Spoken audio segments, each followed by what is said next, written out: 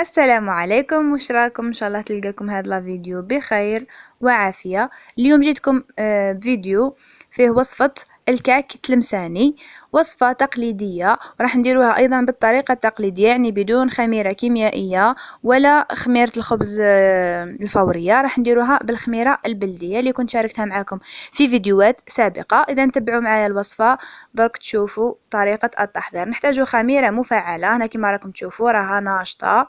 طريقة التفعيل راني شاركتها معكم في فيديوهات سابقة أيضا. إذا هنا بعد ما فعلت الخميرة تاعي بعد مرور حوالي 4 ساعات راح نبدأ نخدم بها. هنا واش راح نحتاجو كمقادير؟ عندي 700 غرام تاع فرينة، هي المفروض 750 غرام، يعني انا درت هنا كونتيتي صغيره بارابور واش يديروا ناس تلمسان. اذا عندي 125 غرام تاع سكر، مغرف تاع جلجلان محمص ومرحي، هنا نص مغرف زريعة البسباس أو النافع، ونص مغرف حبة حلاوة أو اليانسون، زوج مغارف صغار تاع فاني، ورشة تاع ملح. نحتاج أيضا نص كاس تاع زيت أو ما يعادل 125 مليلتر زيت، ونحتاج 30 مليلتر ماء زهر أو ما يعادل 8 كاس، يعني ربع نص الربع تاع الكاس. فوالا هنا راح لا درت 700 غرام ماشي 750، لانه زوج مغارف هذوك ما يعادل 50 غرام فرينه راح نعوضهم بالخميره البلديه في بلاصه الخميره الكيميائيه. هنا راح نحط السكر والمواد الجافه اللي هما ليزيبيس وجلجلان وشوي قرصه ملح، وايضا فاني، كيس فاني ولا زوج مغارف صغار تاع لافاني. نمزج جيدا المواد الجافه.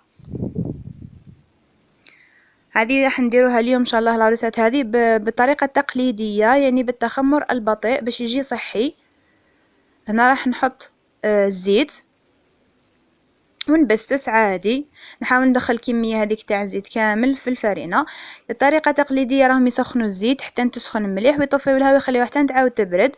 انا هنا درتها عادي، يعني مباشره من القرعه، ما سخنتها ما والو. ندخل الزيت مليح نبسس عادي.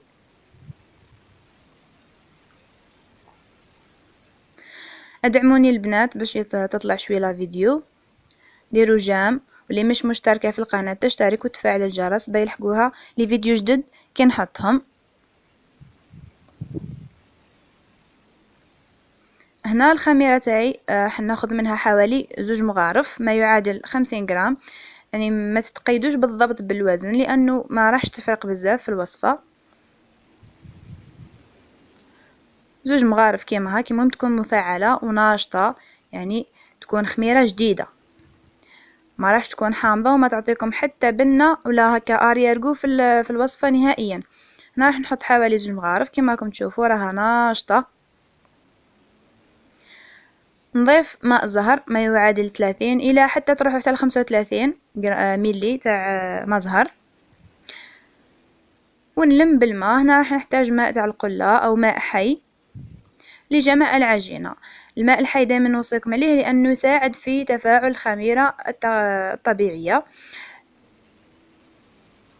يعني يساعدها باش تتفاعل مليح وتخدم وتطلع لنا العجينه تاعنا.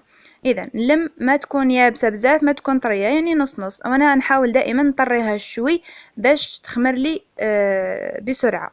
يعني كي تكون يابسه شويه ما تعطيكمش النتيجه المطلوبه في الخمير. اما اذا خفتوا العجينه تلصق لكم وتغبنكم فديروها نص نص، مش يابسه خلاص ومش طريه. انا اني لميتها، ما تعجنوهاش بزاف، حاولوا غير تلموها. اذا هنا بعد ما كملت خليها تريح شويه ونبدا مباشره في التشكيل. اذا كما قلت لكم هذا الحلوه تاعنا او الكعك، او يعني هو بين الكعك بين البسكوي والخبز، يعني بين البسكوي مش الخبز البريوش، بين البسكوي والبريوش، يعني هكا في النص.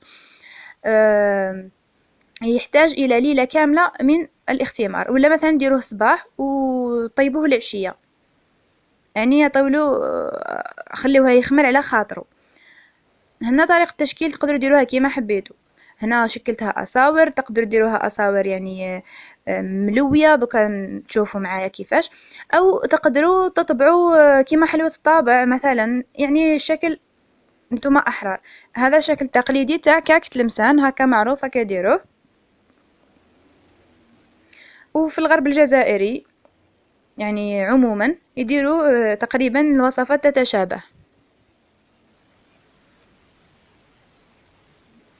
يختلفوا اخرين يزيدوا فيه شنان، وهو واحد الزريعة رقيقة كتشبه للحلبة ولكن ماهيش حلبة. واخرين يديروا له الزاز تاع القارص. يعني كاين اختلافات بسيطة، ولكن يبقى الكعك يعني اختصاص تاع أهل الغرب أو ناس الغرب الجزائري، وأيضا يوجد في المغرب ولا في المروك. إذا هذه طريقة التشكيل، ديروها كما حبيتوا، يعني التشكيل تبقى حاجة اختيارية. هنا حبيت نوري لكم برك لي موديل اللي شفتهم يديروهم.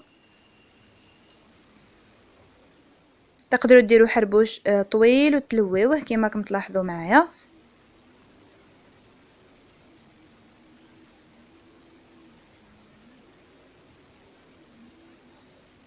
تحبوا ديروهم شويه الحبه يعني تجي شويه هكا مبطبطه، ولا ديروها رقيقه كما حبيتوا، يعني ترققوا الحربوش ولا هو راح يزيد يخمر راح يزيد يخمر.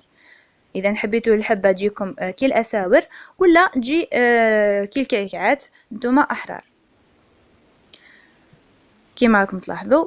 طبعا هذا ماشي اختصاص تاعنا، الحلوى هذه قلت لكم تاع الغرب الجزائري، حاولت فقط نديرها معكم نشاركها معكم في القناه، لاني ديما نشوفها وسخفت عليها فحبيت نسيها. الطعم تاعو يجي راني قلت لكم بين على حسب، يعتمد على طريقه الطهي. يعني كي طيبوه مثلا على نار مهيله راح يجي مقرمش، وكي طيبوه على نار قويه راح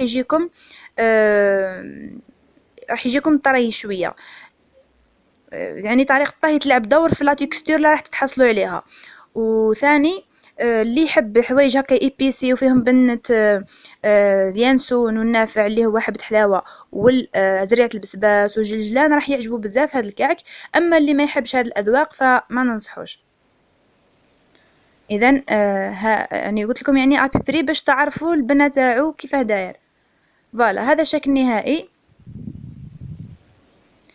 هنا دوك واش راح ندير، راح نحطهم يعني في منديل نفرش لهم مليح ونغطيهم ونخليهم، بما انا درتهم العشيه يعني راح نخليهم الليل كامل وما يخمروا غدوه من ذاك باش نطيبهم. هنايا راكم تلاحظوا بعد الاختمار كيفاش راكم تشوفوا المفعول تاع الخميره، يعني راها تخمر الله يبارك، يعني ما تحقروها ما تقولوا نزيدوا خميره كيميائيه. هنا بعد ما خمروا ليله كامله راح نهزهم بشويه خلاص ونحطهم في بلاطو ونطيبهم كيما قلت لكم على حساب كيما حبيتوهم كروستيونت ولا طيبوهم على نار مهيله، واذا حبيتوا يجيكم شويه طريين طيبوهم على نار قويه. في الاخير ما تنسوش تدعموني بلايك واشتراك. نتلاقاو في فيديو اخر، تبقوا على خير، سلام.